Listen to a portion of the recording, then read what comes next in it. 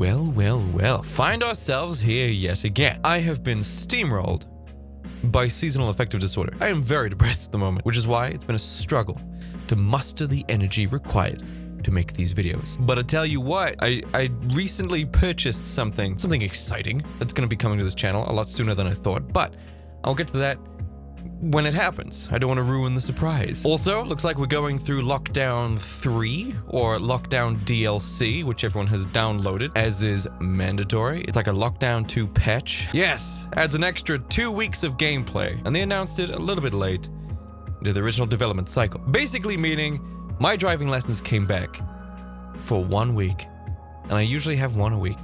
So I had no driving lessons for 4 weeks. Then on Monday, had a driving lesson, which was super enjoyable. It's been super great.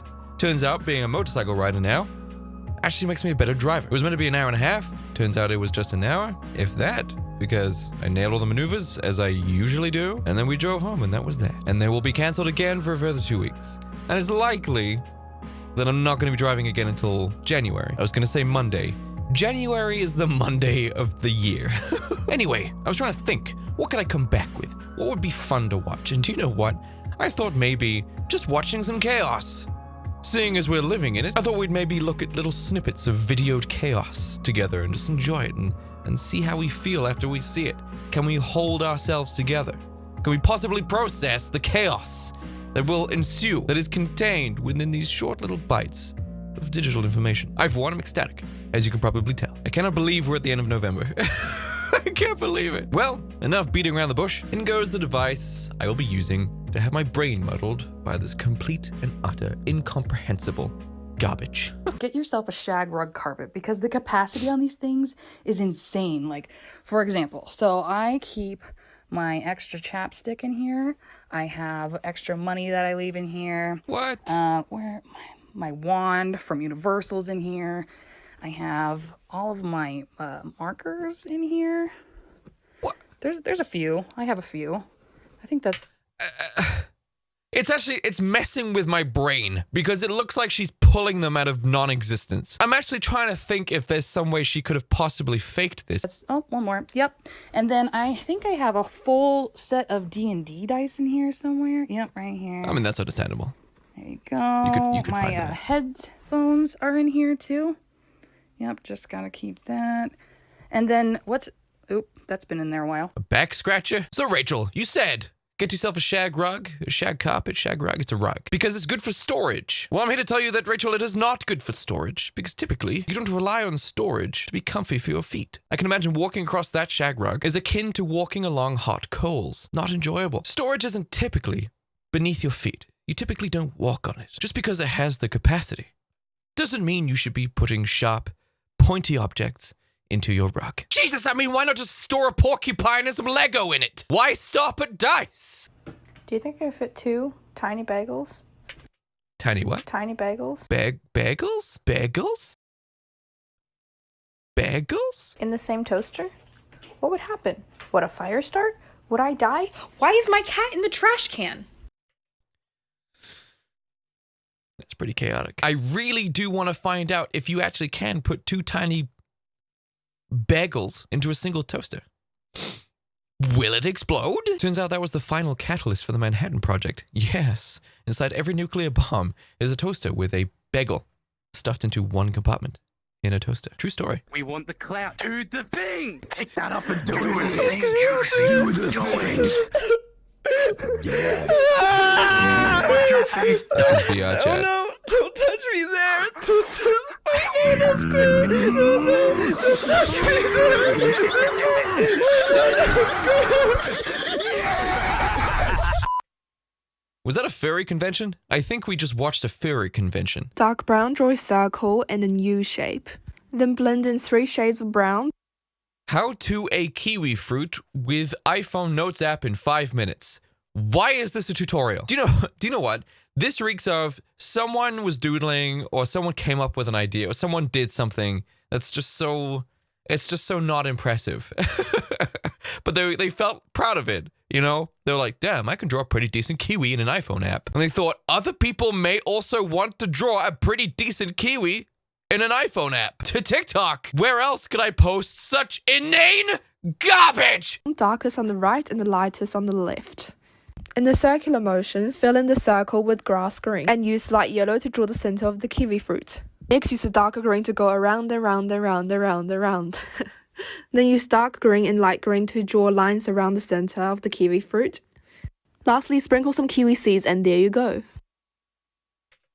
But why, Sarah? But why? If my best friend and I don't host family movie nights where our kids lie underneath a blanket fort as we educate them on the Disney classics while we're the cute mom sitting in the fake concession stand steadily singing Disney classics. And I'm gonna say you're about 16. I do question what you ascertain as Disney classics. Maybe she will let us know. and eating all the popcorn, I don't want it. I mean, Disney education is a real thing. You know, I think every generation has their, my generation of Disney movies. Look, every generation of Disney has its golden moments. It has its shining gems in a sea of shit. But everyone knows that the best Disney movies came out in the mid to late 80s and all through the 90s. The 90s was the best time for Disney. Mainly because my favorite Disney movie is from the 90s. It's Hercules. Hercules! Hercules is my favorite Disney movie. Hands down. Also, Aladdin, 90s. Excuse me. From what? Are you paying attention? Paying attention to what? What I'm saying. What are you saying? Okay, now you're just being a smartass. I don't think that my ass is that smart, but I mean, if you see so. Where's your textbook? Oh, it's at home. What's it doing there? I don't know. I don't usually ask it what it does when it's at my house. Where's your homework? See, this feels like a deleted scene from Mean Girls, I think. That's what I feel like I'm watching. Where's my test? I have other students' tests to grade that actually pay attention. I have other teachers' homework to do. Teachers that actually can do their job. Do you want to leave my class? I would love to. Thank you.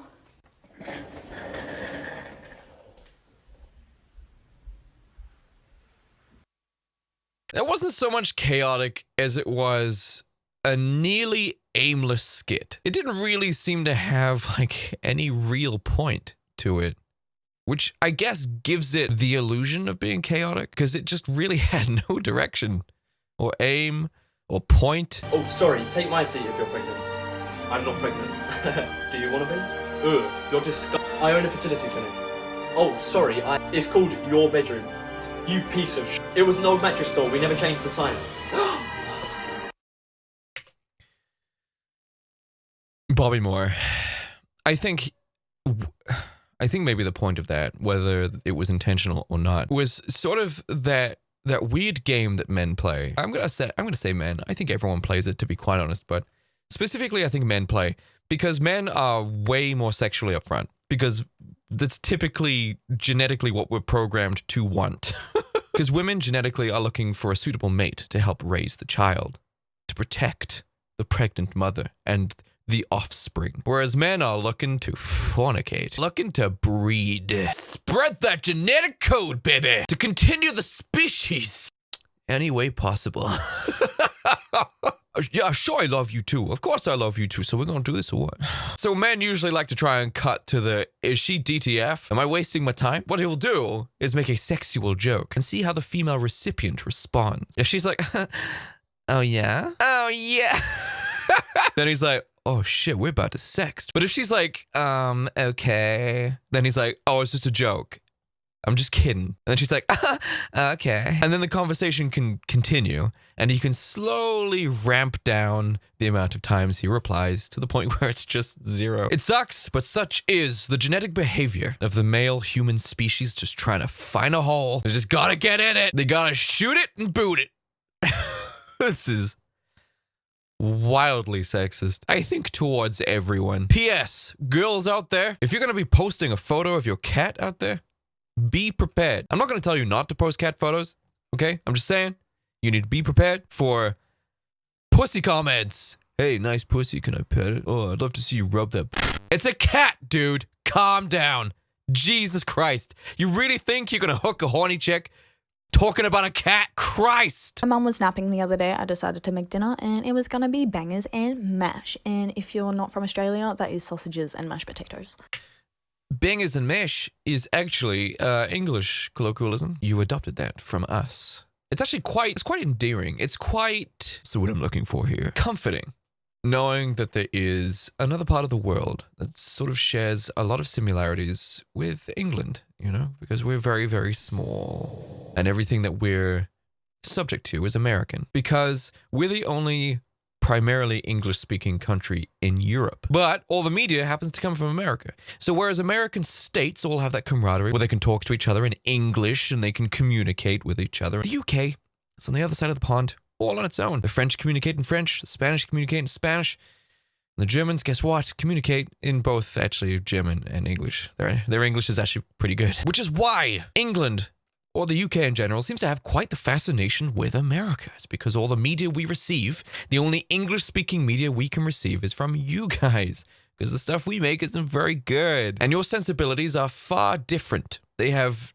devolved over the years that the colonies have lived over there. The melting pot of European countries really has changed the way that you guys talk, the things you find funny, that kind of thing. But then you have Australia, and occasionally their media does bleed over to us here in the UK, and I gotta say, it's very, very welcome, because their sense of humor, oh, it's grade A. Okay, bear with me for a second. I cooked my sausages, but anyway, the cool part is the potato. This is where it comes up. I found a piping bag, and I was like, okay, we're not gonna have normal bangers and mash tonight. We're gonna have artsy bangers and mash. Whoa, calm down. But okay, look at that. It is amazing. You can't tell me that that is the finest piece of artwork you have ever seen. I made a jungle theme for my mum. Look at that. It's brilliant. And I passed it to her, but she's too busy on the game show. And she's like, what's the question? And I'm like, I just spent so long on that, but it's fine. And then she looked at it and realized. Kate Murdoch, thank you for that. I just want to say, there's such a juxtaposition about something as basic as bangers and mash presented in a pretty way. The very nature of bangers and mash is, as the name would suggest, it's bangers and mash, sausages and potato, prepared in a not so delicate way. But I love that Kate got pretty with it. It's like when people get Lunchables, and you really don't need to be that pretentious about this, because it serves a purpose, which is deleting your hunger. But you get people who get very particular about the amount of crackers that they use, about the amount of ham, and the spacing between the ham and the cheese, and how many hams you can have touching and how many cheeses you can have touching. And they have a very particular way of doing it. And it's like, this is not necessary. You're not giving this to anyone, okay? Never has anyone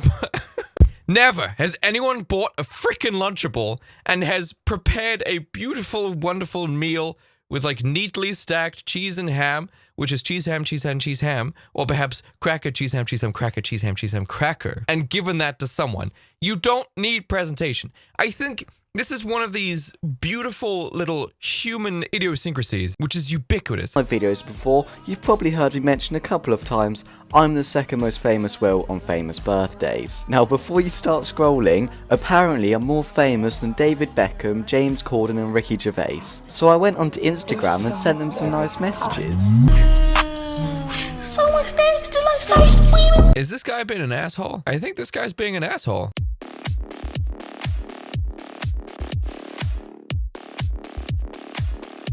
Bro, the Americans stole your TV show and made it better, right? So number one, incorrect. Secondly, you are definitely being an asshole. I don't know who you are, Will MCB. I'm the second most famous Will on famous birthdays. Apparently I'm more famous than David Beckham, James Corden and Ricky Gervais. Except you're not, Will, which should be a sobering reminder of how fleeting TikTok fame actually is. You arrogant cock. Hello guys, this is me in the shop buying some food because we all love food, don't we? Yes, we do. Some a little too much. Talking about myself, of course. Having gained, let's just say, double digits worth of pounds from eating too much. Don't hold it against me, okay? Literally everything else in my life has fallen to pieces, and I'm stuck here stagnating, and I can't do anything. I can't even leave the house. I can't even drive to get out of the house. So the only thing I have is to just enjoy some tasty foods. And it turns out I can't even do that without getting fat!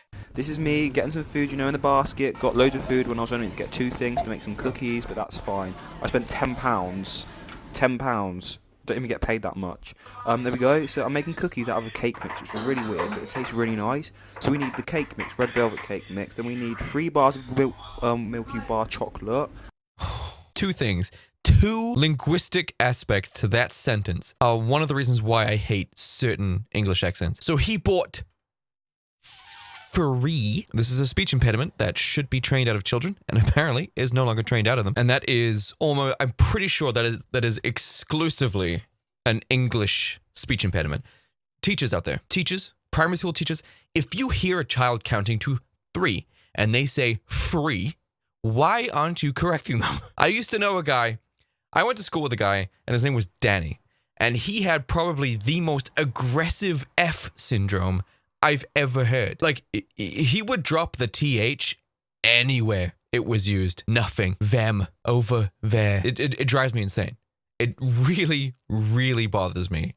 Oh my God. When I hear it, it grates on me. Like when people say, I could care less. At what point did people misunderstand that? I could not care less. I could not care less. To say, and people are using it in the context to mean they don't care about something. If you could care less, it means you care about it. There is a lower level of which you could care about this thing, because you could care less. It's you could not care less, couldn't care less. What I'm assuming is someone has heard someone say it, and they've misunderstood because they said it too quickly. Oh, I couldn't care less. And someone's been like, I could care less. And then that person has gone around saying it incorrectly, and now everyone else is doing it. Couldn't care less. Could not. Another part of this kid's linguistics, whenever it comes to English accents, is the word chocolate. Because there's a lot of places in England where the letter T has gone on vacation and never came back, went out to get a pack of cigarettes, and never returned, and instead has been replaced with a glottal stop. Which is why some places in England, whenever you ask them to pronounce hot water bottle, it sounds like they're having a stroke! Hot water bottle.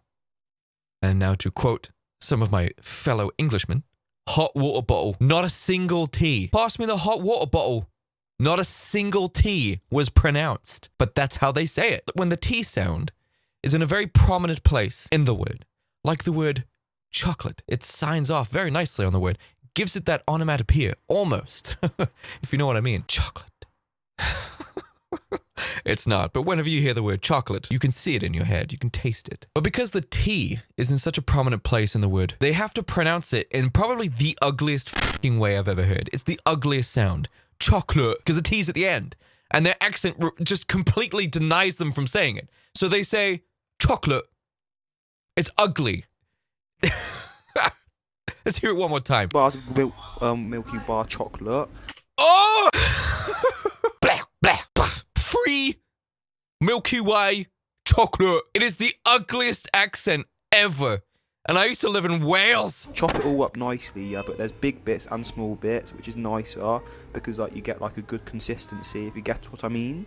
It sounds disgusting, but it's nice. Okay, no, I wanna mix know. it all together, but then you meant to put it in balls, but I didn't do that, I forgot to. And yeah, put them in the oven, cooked them, ate them, scrumdiddlyumptious, they were excellent. An insight into the teenage male mind. Such thought, dedication, such meticulous presentation, such obsessive abidance by the rules of the cookbook. I'm joking, of course. Anyway, guys, thank you so much for tuning in for another Jake Munro classic. I got some fun stuff coming up. Really excited about it. I hope you guys stick around for that. I'm sorry I've been away for so long, but I'm back now. Anyway, you guys have been great. You've been great. Thank you so much. I had a great day today because I made it a great day. I put on makeup and I did a video for you guys. And you know what? I'm enjoying myself. I'm having a good time. All right, goodbye, everyone.